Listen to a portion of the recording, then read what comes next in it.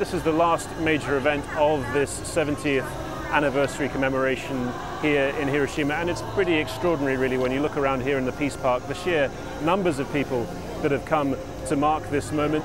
They're setting these lanterns off in the river below us, the river which was the scene of such horror and misery as burned people tried to get down there to try and find some kind of comfort for their pained flesh.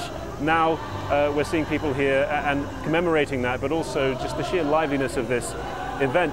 I'm joined by Professor Robert Jacobs from the Hiroshima City University. All of this, in a sense, does attest to how much Hiroshima has recovered in the 70 years since the attack, doesn't it? Absolutely. As you saw earlier, the day is quite somber. There's a lot of commemoration of the people who died and sort of holding and remembering the pain that occurred here.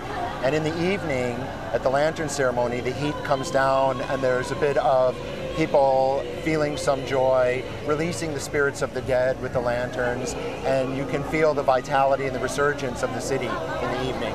But at the same time, when you speak to the survivors of those days, you also feel just how much pain they've held inside themselves for various reasons, for the social stigma of being an A-bomb survivor, among other things.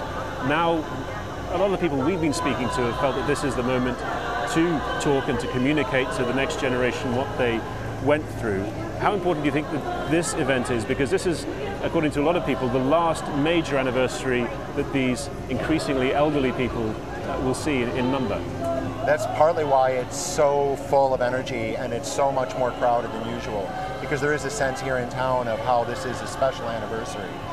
There's certainly a sense in the Hibakusha community that there was this notion that Hibakusha being the officially designated survivors. The officially designated survivors. There's this sense all along that they wanted to see these weapons eliminated by the time that they passed, and this time is now approaching, and so there's a very deep sense that what needs to happen is that these memories, these stories, and this moral authority needs to be passed on to a younger generation.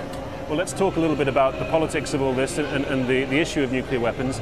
Shinzo Abe in his speech didn't refer to something that Japanese prime ministers have traditionally on this occasion, the three non-nuclear principles supposedly governing Japan's approach to nuclear weapons. How significant is that? It's very significant. Already, just by the end of the day, there's quite a lot of anger and anxiety being expressed about that. It can't be accidental that it's left out. It's traditionally included every year. Leaving it out was a choice. So many people look at it as a signifier of impending policy shifts.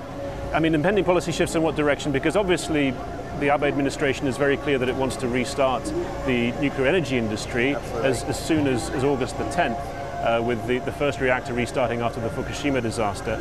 There is a problem though, isn't there, that will create more plutonium to the world's biggest non-nuclear armed state plutonium stockpile. Absolutely. As you mentioned, Japan has a massive plutonium stockpile. Many people believe that were Japan to decide to pursue nuclear weapons, it would be a window of 1 year, maybe 2 years before they were able to have completed weapons. Restarting, although I believe that there's enough plutonium there for any kind of stockpile they need. I believe that restarting the nuclear power plants has more to do with reestablishing the value of the assets of the energy sector of the economy. But I think we should point out that Japan's Prime Minister would certainly say there is no question that he would want to at this point, to create nuclear weapons in this country as he marks this anniversary. But obviously that is something that is very present among the survivors here who have a political position very much opposed to that of Shinzo Abe. Absolutely, and there's a sense that leaving out those three nuclear principles from the speech might be an indicator of an openness and a willingness to allow the U.S. to bring nuclear weapons into Japan proper. All right, well, Professor Robert Jacobs, thank you very much for joining us. And from a very lively Hiroshima after a very, as he said, somber one in the morning, back to the studio.